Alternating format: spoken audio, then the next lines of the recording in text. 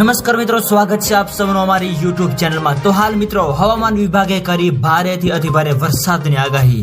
અને મિત્રો આજે ક્યાં ક્યાં પડશે ભારેથી અતિભારે વરસાદ।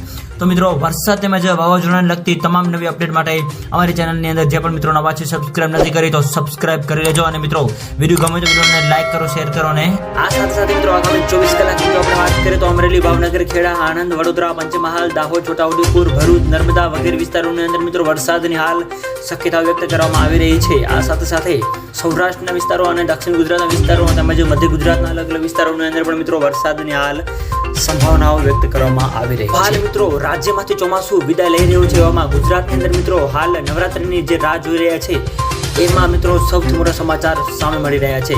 હવામાનની સૌથી મોટી આગાહી અનુસાર રાજ્યની અંદર અમુક અંશે વરસાદની આગાહી હાલ વ્યક્ત કરવામાં આવી રહી છે। તો મિત્રો વિડીયો ગમે તો વિડીયોને લાઈક કરો, શેર કરો અને સબસ્ક્રાઇબ કરો તેમજ આવો સાથ અને સહકાર આપતા રહો। તો મિત્રો આપ સૌનો ખૂબ ખૂબ આભાર।